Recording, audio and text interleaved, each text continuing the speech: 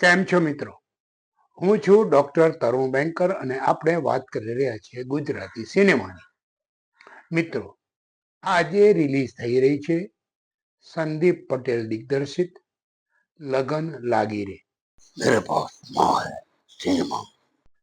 તમે વાત કરજો પ્રેમની, અમે તો પ્રેમ કરીશું. મિત્રો, સંદીપભાઈ પટેલ એટલે ગુજરાતી ફિલ્મ ઇન્ડસ્ટ્રીમાં બહુ જ સારા નામના ધરાવતા દિગ્દર્શક, અને એમણે આપણને લવની ભવાઈ અને ઓમ મંગલમ સિંગલમ જેવી બે અદ્ભુત ગુજરાતી ફિલ્મો આપી છે. અને તેઓ હવે લઈને આવી રહ્યા છે લગન લાગી રે. 3 પાત્રોની લવ સ્ટોરી એ એમની બહુ જ મોટી યુએસપી છે, ટ્રાયેંગલ લવ સ્ટોરી. અને આ વખતે પણ એ લગભગ એવી જ ફિલ્મ લઈને આવ્યા છે. મુખ્ય કલાકારો છે આરોહી પટેલ, મલ્હાર ઠક્કર અને તત્સત મુનશી. વાત છે એવા 3 પાત્રોની કે જેના નામ છે કાવ્યા, કાર્તિક અને સાહિલ. અને આ બે એવા મિત્રોની વાત છે કે જે આખી પ્રેમથી ભરેલી દુનિયા છે, એ દુનિયામાં એવા બે મિત્રો છે જે એકબીજાને રોકવા નીકળે છે, એકબીજાને પ્રેમ કરતા રોકવા નીકળે છે કે બીજું શું કરતા રોકવા નીકળે છે. એની આ ઘટના, એની આ ફિલ્મ. સંદીપભાઈ એના દિગ્દર્શક છે, લેખક છે મિતાઈ શુક્લા અને નેહલ બક્ષી, નિર્માતા છે રશ્મિન મજેઠિયા.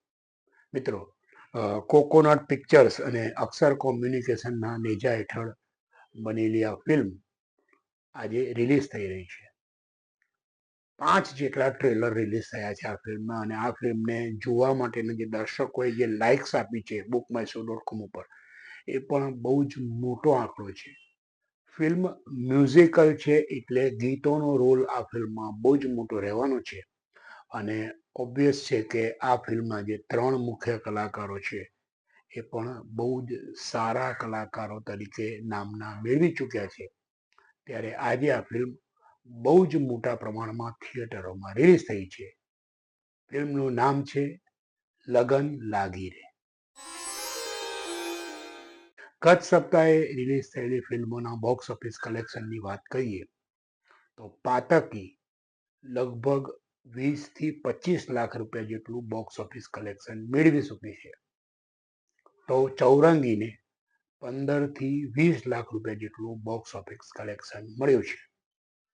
મિત્રો, ઘણીવાર પીડા થાય, વેદના થાય કે બહુ જ સરસ ફિલ્મને પણ કેમ જોઈએ એવું બોક્સ ઓફિસ કલેક્શન મળતું નથી. આ વાત આજે એટલે કરું છું કે પાતકી અને ચૌરંગી પોતપોતાના જોનરમાં બહુ જ સરસ વેલ મેડ ફિલ્મ છે, એવી બહુ પબ્લિસિટી મળી રહી છે, છતાં પણ આ ફિલ્મને જોઈએ એવું બોક્સ ઓફિસ કલેક્શન મળ્યું નથી. શું ગુજરાતી દર્શકોનો ટેસ્ટ બદલાયો છે કે રિલીઝ કરવાના સમયને કારણે આવી સ્થિતિ ઊભી થઈ છે, એ ચર્ચા અને સંશોધનનો વિષય છે. પરંતુ આ બે સરસ ફિલ્મોને જોઈએ એટલું બોક્સ ઓફિસ કલેક્શન મળ્યું નથી, એ સત્ય છે. અને એ વાત કેમ બની એની ચર્ચા કરવી જ રહી. ગુજરાતી સિનેમાની વાતનો આજનો એપિસોડ પૂરો કરતા પહેલા ફરી એકવાર કહીશ, મારી પાસે માં છે સિનેમા.